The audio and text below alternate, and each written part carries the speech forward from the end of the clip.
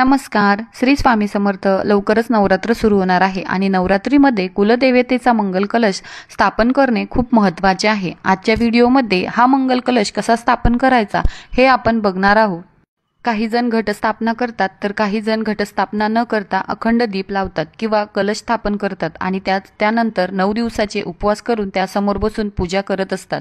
तर इथे मी घर स्वच्छ पुसून घेतले आहे आणि जिथे मला कलश स्थापना करायची आहे तिथे मी चौरंगाखाली स्वस्तिक काढून त्यावरती हळदी कुंकू वाहून घेतले आहे आणि त्यावर चौरंगावर लाल वस्त्र अंथरून आपल्या कुलदेवतेचा फोटो ठेवून घेतला आहे आणि चौरंगाच्या बाजूने रांगोळी काढून घेतली आहे. पूजेची सुरुवात करण्याअगोदर आपण समई लावून समईची पूजा करणार आहोत. समईला हळदी कुंकू अक्षदा एखादं फुल अर्पण करायचं आहे आणि त्यानंतर आपण गणपती बाप्पाची पूजा करून घेणार आहोत. इथे मी जोडपान घेतलेले आहे. त्या जोडपानावरती तांदूळ ठेवून त्याच्यावरती गणपती म्हणून सुपारी ठेवणार आहे. एक नाणं ठेवलेलं आहे. सुपारीला गणपती स्वरूप म्हणून हळदी कुंकू आणि अक्षदा व्हायच्या आहेत. एक फुलही अर्पण करायचं आहे आणि कुलदेवतेच्या फोटोला हळदी कुंकू व्हायचं आहे. आता आपण कलश स्थापन करणार आहोत. आपण 1.25 मूठ तांदूळ घ्यायचे आहे. इथे आपण अष्टदल काढणार आहोत. जेव्हा तुम्ही कलश स्थापन करता तेव्हा तुम्ही एका प्लेटमध्ये तांदूळ घेऊन त्यावरही अष्टदल काढू शकता किंवा कपड्यावरही मी जसे काढले आहे तसेही काढू शकता.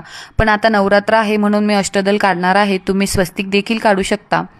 अष्टदलच्या रेषा ह्या बाहेरून आत ओढायच्या आहे. अशा प्रकारे अष्टदल कमल काढून झाल्यावर त्याच्यावरती हळदी कुंकू वाहून घ्यायचं आहे. तर या तांब्यामध्ये मी कलश स्थापना करणार आहे. यात पाणी भरून घेतले आहे. तर आता या कलशामध्ये हळदी कुंकू लावून घेणार आहे. तुम्ही स्वस्तिकही काढू शकता.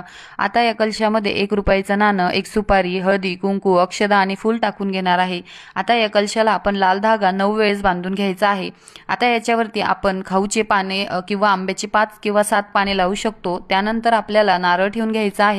तर घट स्थापनेच्या अगोदर नारळ पाण्यात भिजत ठेवायचा. त्यानंतर तो अशा पद्धतीने ठेवायचा आहे.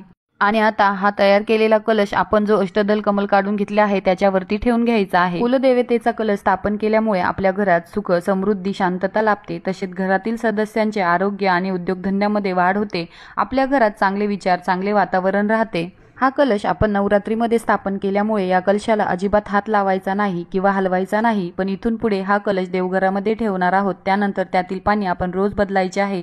जर तुम्हाला रोज जमले नाही तर तुम्ही मंगळवार शुक्रवार पाणी बदलू शकता. सुपारी नाणे तेच ठेवायचे आहे आणि कलशातील पाणी झाडात कुंडीत टाकायचं आहे. देवीसाठी तुम्ही हा कलश स्थापन केला असेल आणि नारळ तुम्हाला बदलायचा असेल तर तुम्ही पौर्णिमा, पंचमी, अष्टमी, नवमी किंवा नवरात्रीमध्ये तुम्ही हा नारळ बदलू शकता. जर देवासाठी ठेवणार असाल तर त्यातील नारळ तुम्ही शिवरात्री, चतुर्थी, पौर्णिमा या दिवशी बदलू शकता किंवा हाच नारळ जोपर्यंत त्याला कोंब येत नाही किंवा तडा जात नाही तर हाच नारळ तुम्ही वापरू शकता.